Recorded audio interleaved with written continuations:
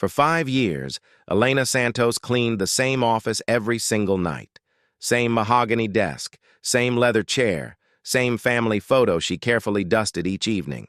The CEO never even looked at her, not once, until the day he needed to cut costs, and accidentally opened her personnel file. What he discovered didn't just shock him. It shattered everything he thought he knew about success. Before we begin, I want to thank you for being part of Deep Stories. If you believe that hidden truths always come to light, hit that subscribe button right now. This is a story about assumptions, about dignity, and about the price of never truly seeing the people around us. Now let's discover what was in Elena's file. Marcus Chen was exactly what Silicon Valley expected a successful CEO to look like. At 38 years old, he wore perfectly tailored suits, drove a Tesla, and spoke in the confident language of disruption and innovation. His company, TechFlow Solutions, had grown from a garage startup to a 200-person operation in just 5 years. They'd survived the brutal competition, the late nights, the near bankruptcies. Marcus took credit for all of it. After all, he was the visionary, the leader, the face of the company. His office on the top floor had floor-to-ceiling windows overlooking downtown San Francisco. Awards lined the walls, photos with celebrities and politicians, magazine covers with his face. "The next Steve Jobs," one headline proclaimed. Marcus believed every word. What he didn't notice were the people who actually kept his empire running. The developers working 70-hour weeks, the support staff answering calls at midnight, the maintenance crew ensuring everything looked perfect for his investor meetings, and especially not Elena Santos. Elena arrived every evening at 8 p.m., precisely when the last employees were leaving. She wore a simple gray uniform with cleaning services embroidered on the pocket. Her hair was always pulled back in a practical bun. No makeup, no jewelry except a simple watch. At 45 years old, she moved through the office with quiet efficiency. She emptied trash bins, vacuumed carpets, wiped down desks, and every single night she cleaned Marcus Chen's office. She dusted his awards, straightened his chair, watered his expensive plants, and she carefully, almost reverently, cleaned the silver frame holding the photo of his family. Wife, 2 kids, golden retriever, perfect smiles. Elena had never spoken to Marcus. He'd never spoken to her.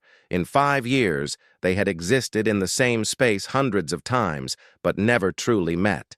To Marcus, she was invisible, just part of the building's infrastructure, like the air conditioning or the coffee machine. But everything was about to change. The phone call came on a Tuesday morning. "Marcus, we need to talk. The board is concerned about Q3 numbers." David Harrison, TechFlow's lead investor, didn't waste time with pleasantries. Marcus leaned back in his leather chair, trying to project confidence he didn't feel. "We're implementing a new growth strategy that your burn rate is unsustainable. You're bleeding money. The board wants to see 30% cost reduction, immediately, 30%. That meant layoffs. Lots of them." Marcus spent the next week in meetings with HR, reviewing employee files, making impossible decisions about who stayed and who went. Developers, sales reps, support staff, even some managers. The spreadsheets were cold, efficient. Names became numbers. People became expenses to be eliminated. It was during one of these late-night sessions that Marcus first really noticed Elena. He'd stayed past midnight, reviewing termination lists, when he heard the gentle sound of a vacuum cleaner in the hallway. Elena appeared in his doorway, hesitating when she saw him still there. "Oh, sorry. I come back later," she said in accented English. "No, it's fine. Go ahead." Marcus watched her work for the first time in 5 years. She moved methodically, carefully. She didn't rush, but she didn't waste motion either. There was something almost meditative about it. When she reached his desk, she worked around him, never touching his papers or disrupting his space. "How long have you worked here?" Marcus asked suddenly. Elena looked up, surprised he'd spoken to her. 5 years, sir." 5 years? Same shift every night?" Yes, sir. That's that's dedication. Elena smiled slightly. It's good job. Quiet, peaceful. Time to think. After she left, Marcus sat in his cleaned office, staring at his termination lists. Time to think. When was the last time he'd had that? The next day, curiosity nagged at him. This woman had been cleaning his office for 5 years. 5 years. And he'd never even asked her name until last night. During lunch, he pulled up the building's cleaning service contract. Elite Cleaning Services provided 5 employees for the evening shift. But there was something odd about the payment structure. One of the cleaners was paid significantly more than the others, almost 3 times more. The name, Elena Santos. Why would a cleaning lady earn that much? Marcus buzzed his HR director, Jennifer Kim. Hey, can you pull the file on Elena Santos? She's with the cleaning service. Sure, give me a few minutes. 20 minutes later, Jennifer appeared in his doorway looking confused. Marcus? Elena Santos doesn't have a file with the cleaning service. What do you mean? I mean she's not employed by Elite Cleaning. She's listed as an independent contractor directly with TechFlow. Has been since we moved into this building. Marcus frowned. That doesn't make sense. Why would we directly contract a cleaning person? I don't know, but her file is flagged as confidential. I need executive authorization to access it. I'm the CEO. That's as executive as it gets. Send it to me. The file arrived encrypted. Marcus entered his authorization code and waited for it to load. What appeared on his screen made him stop breathing. Education, PhD in Business Administration, Stanford University MBA, Harvard Business School BA in Economics, UC Berkeley. Previous employment, Chief Executive Officer, Meridian Technologies, 2008 to 2017, Chief Operating Officer, Summit Industries, 2004 to 2008 Vice President Strategy, Fortune 500 Company, 2001 to 2004. Marcus's hands trembled as he scrolled. This had to be a mistake, some kind of error in the system. But there were photos, articles, press clippings, a Business Week cover from 2015, Elena Santos, the woman revolutionizing tech manufacturing. Another from Forbes, how CEO Elena Santos built a $2 billion company, Empire. And then a newspaper article from 2017 that made his blood run cold. Meridian Technologies, CEO resigns amid partner embezzlement scandal. Marcus read the article 3 times. Elena Santos had built Meridian Technologies from a small manufacturing company into a $2 billion enterprise over 9 years. She'd been celebrated as one of the most innovative CEOs in the industry. And then her business partner and CFO, someone she'd trusted for over a decade, had systematically embezzled $400 million. By the time the fraud was discovered, it was too late. Investors fled, stocks crashed, the company collapsed. Elena, though not criminally liable, lost everything: her reputation, her fortune, her career.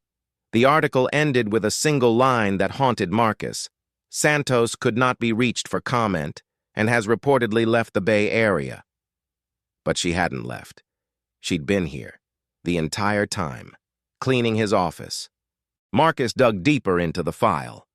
There was a memo from 5 years ago from the building's previous owner. Ms. Santos has requested employment in building maintenance under the condition of complete anonymity. Given her previous contributions to the local business community and her current circumstances, I'm authorizing this arrangement. Her salary will reflect her actual qualifications, not her current role. This is to be kept strictly confidential. Another document explained more. After losing everything, Elena had suffered a severe mental breakdown. Depression, anxiety, PTSD from the betrayal. Her therapist recommended grounding work, simple, repetitive tasks that would help her reconnect with reality and rebuild her sense of self-worth. Elena had chosen cleaning because it was honest work. No decisions that could bankrupt companies. No trusting people who might betray her. No pressure to perform or innovate. Just simple tasks, completed well, every single night. For 5 years, the woman who had once commanded boardrooms and closed billion-dollar deals had found peace in cleaning offices. And Marcus had never seen her at all. But there was one more document in the file, a contract dated 6 months ago. Marcus's hands shook as he read it. Pacific Investment Group, one of the largest venture capital firms in Silicon Valley, had hired Elena as a confidential consultant. Her job: evaluate TechFlow Solutions and its leadership for potential investment. They wanted her assessment of the company culture, operational efficiency, and most importantly, the CEO's character and leadership capability. The contract listed her monthly fee, $50,000, paid for 6 months, $300,000 to observe Marcus Chen and report back on whether he was worth investing in. At the bottom of the contract was a note in Elena's handwriting: assessment ongoing. Recommendation to be delivered after comprehensive observation period. Subject remains unaware of identity and purpose. Authentic behavior patterns successfully documented. Marcus felt the room spinning. For 6 months, Elena hadn't just been cleaning his office. She'd been studying him, evaluating him, watching how he treated people he considered beneath him. And tomorrow, Pacific Investment Group was scheduled to make their final decision on a $50 million Series C funding round. The funding TechFlow desperately needed to survive. Marcus looked at his computer screen. On one monitor, the termination lists. 30% of his staff, including Elena's name in the contractors section. On the other monitor, Elena's file. PhD, former CEO, secret consultant. His phone buzzed. A calendar reminder. Pacific Investment Group, final decision meeting, tomorrow 9 a.m. Marcus Chen sat in his perfectly cleaned office and realized he had just fired the woman who held his company's future in her hands, and she'd been watching him plan to do it. Marcus didn't sleep that night. At 7:55 p.m., just before Elena's shift usually started, he was waiting in his office. When she arrived pushing her cleaning cart, she stopped in the doorway, surprised to see him there again. "Mr. Chen, I come back later." "Dr. Santos." Elena froze. For a long moment, neither of them moved. Then, slowly, Elena's posture changed. The hunched shoulders straightened. The downcast eyes lifted. The humble cleaning lady disappeared, and the former CEO stood in her place. "So, you know," her voice was different, clearer, more authoritative. "I know everything. Stanford PhD, Meridian Technologies, the embezzlement, the consultant contract with Pacific Investment." Elena nodded slowly and stepped fully into the office, leaving her cleaning cart in the hallway. "How long have you known?" "About 3 hours." She smiled faintly. "And you've spent those 3 hours deciding what to do about it." It wasn't a question. Marcus gestured to the chair across from his desk, the same desk she'd cleaned hundreds of times. Elena sat down, and for the first time in 5 years, they spoke as equals. "Why?" Marcus asked. "Why the cleaning job? With your credentials, you could have what? Gone back to the world that destroyed me?" Elena's voice was gentle, not bitter. "Marcus, when you lose everything, and I mean everything, you have to rebuild from the ground up, literally." "But cleaning offices? Honest work, simple work, no stakes, no pressure, no one depending on me to make decisions that could ruin their lives." She looked around his office at the awards and photos. "And it gave me perspective. When you're the CEO, everyone performs for you. They tell you what you want to hear. You live in a bubble of carefully curated reality. But when you're the cleaning lady," Marcus said slowly, understanding, "you're invisible. You see people as they really are. how they treat staff they think don't matter, how they behave when no one important is watching. Your report, Marcus said quietly. For Pacific Investment. What does it say? Elena met his eyes. Do you really want to know? I need to know. She reached into her uniform pocket and pulled out a folded piece of paper. Marcus opened it with shaking hands. The recommendation was 2 words: do not invest. Below it, Elena had written, subject demonstrates classic traits of disconnected leadership, values image over substance, treats support staff as invisible infrastructure rather than human beings, makes decisions based on spreadsheets without understanding human impact. Company culture reflects CEO's lack of genuine empathy, high risk of eventual failure due to toxic leadership. Marcus felt like he'd been punched in the stomach. I fired you today, he said hoarsely. You're on the termination list, part of the 30% cost reduction. I know. I saw the draft on your desk 2 nights ago. You saw it? Marcus, I clean your office every night. I see everything. The termination lists, the panic emails to investors, the increasingly desperate strategy memos. I've watched this company slowly dying for months. And you said nothing. It wasn't my place to say anything. I was here to observe, not to interfere. Marcus stood up and walked to the window, looking out over the city lights. You think I'm a terrible leader. I think you're a disconnected leader. There's a difference. Is there? Yes. Terrible leaders don't care. They're narcissists who use people as tools. You're not that. Elena's voice softened. You're someone who got so focused on success that you forgot why success matters. What do you mean? Do you know anything about the people you're planning to fire? Their names? Their families? Why they work here? Marcus was silent. Jessica in accounting has a daughter with leukemia. Your health insurance is the only reason she can afford treatment. Tom in engineering is putting his younger sister through college. Maria in support is sending money to her parents in Mexico. Every person on that list is a human being with a story, with people depending on them. I can't save everyone. The company is bleeding money. The company is bleeding money because you spent $2 million on a flashy office redesign last year while cutting the training budget. Because you approved 6-figure bonuses for executives while freezing salaries for junior staff. Because you prioritized image over substance. The words hit like hammer blows. So what do I do? Marcus asked, his voice breaking. How do I fix this? Elena stood up. That's not my decision to make. I'm just the cleaning lady. She walked toward the door, then paused. But if you want my advice, start by actually seeing the people around you, their names, their lives, their value as human beings, not as line items on a spreadsheet. Will you change your recommendation? For Pacific Investment? Elena smiled sadly. The meeting is tomorrow at 9 a.m. You have 12 hours. To do what? To decide what kind of leader you want to be. And then she was gone, leaving Marcus alone in his perfectly cleaned office. Marcus Chen didn't leave his office that night. Instead, he did something he'd never done before. He actually read the files of the people he was planning to fire, not just their positions and salaries, their full stories.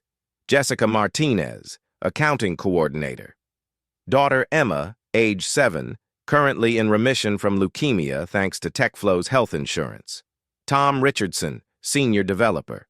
Legal guardian to his 19-year-old sister after their parents died in a car accident. Paying her tuition to UC Davis. Maria Gonzalez, customer support specialist. Sending $800 a month to her elderly parents in Mexico City. Father has diabetes. David Kim, IT support. Husband recently laid off. 3 kids under 10. 32 people on the termination list. 32 human beings with families, dreams, and people depending on them. Marcus had planned to fire them all via email on Friday afternoon. Clean, efficient, no messy emotions. At 3 a.m., he made a different decision. He pulled up the company's expense reports. $2.1 million spent on the office redesign. Unnecessary. $847,000 in executive bonuses, including his own $200,000. $340,000 on the lease for the top floor. He could consolidate to 2 floors. $180,000 on the corporate retreat in Hawaii. $95,000 on the fancy coffee machine and imported beans for the executive floor. Item by item, Marcus found the waste. The performative spending meant to impress investors and competitors. The image-building expenses that did nothing for actual operations. By dawn, he had a different plan. One that required sacrifice, starting with himself. The next morning, at 8:45 a.m., Marcus stood in front of the full company for an emergency all-hands meeting. I'm sure many of you have heard rumors about layoffs, about cost-cutting, about the company's financial struggles. The room was silent, tense. Those rumors are true.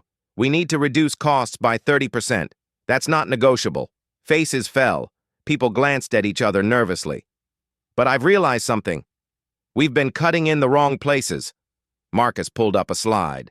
Effective immediately, I'm cutting executive bonuses. All of them, including mine. That saves us $847,000. Surprised murmurs rippled through the crowd. I'm canceling our top floor lease and consolidating to 2 floors. Savings, $340,000 annually. I'm canceling all corporate retreats and non-essential perks. Savings, $275,000. I'm taking a 40% pay cut. My new salary will be pegged to the company median. If you don't get raises, neither do I. The room was completely silent now. These cuts, plus some operational efficiencies, get us to 30% cost reduction without firing a single person. Someone in the back started clapping, then another person, and another. Within seconds, the entire room was applauding. Marcus held up his hand. But there's something else. I owe many of you an apology. I've been a disconnected leader. I've treated some of you as invisible. I've prioritized image over people. And that changes today. He gestured to the back of the room, where Elena stood in her cleaning uniform, having just arrived for her shift. This woman has worked in this building for 5 years. How many of you know her name? A few hands went up, not many. Her name is Elena Santos. Dr. Elena Santos.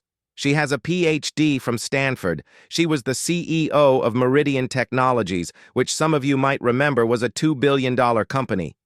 Shocked whispers spread through the room. She's been working here as part of our cleaning crew. And she's seen us, seen me, more clearly than anyone. Marcus looked directly at Elena. She taught me that you can't lead people you don't see. And I'm committing right now to seeing all of you. At 9 a.m., Marcus walked into the Pacific Investment Group meeting. The 3 partners sat across from him, unreadable expressions on their faces. We've reviewed Dr. Santos's assessment, the lead partner said without preamble. Marcus's heart sank. She recommended against investment. I know. And yet this morning we received an updated report, sent at 8:47 a.m., 11 minutes before this meeting. The partner slid a paper across the table. It was Elena's new recommendation. Approved for investment with conditions. Below it, subject demonstrated capacity for genuine change when confronted with truth. Prioritized people over image. Made difficult personal sacrifices for company welfare. Rare quality in modern leadership. Recommend funding with ongoing quarterly reviews. Marcus felt tears stinging his eyes. So, the partner said, smiling for the first time, let's talk about your Series C round. 2 years later, TechFlow Solutions was thriving, not because of revolutionary technology or brilliant marketing, but because Marcus Chen had learned to actually see people. The company culture had transformed. Turnover dropped to almost 0. Productivity soared, and every evening at 8 p.m., when the last employees were leaving, Elena Santos arrived. But now, instead of a cleaning uniform, she wore business attire. Her new title, Chief Culture Officer. Her job, making sure no one at TechFlow ever became invisible again. And once a month on Friday evenings, Elena still cleaned Marcus's office. Not because she had to, but because it reminded both of them of the night that changed everything. The night a CEO finally learned to see the people around him. And the night a broken former executive remembered that her worth wasn't measured by titles. Sometimes the greatest wisdom comes from the most unexpected places. Sometimes you have to lose everything to understand what really matters. And sometimes the person cleaning your office sees you more clearly than you see yourself. What did you think of Elena and Marcus's story? Rate it from 0 to 10 in the comments below. My favorite moment was when Marcus realized Elena had been evaluating him for 6 months. What was yours? If you enjoyed this hidden truth story, subscribe to Deep Stories Empire. We reveal what's hidden beneath the surface 3 times a week. Hit that subscribe button and I'll see you in the next story, where the truth always hits different.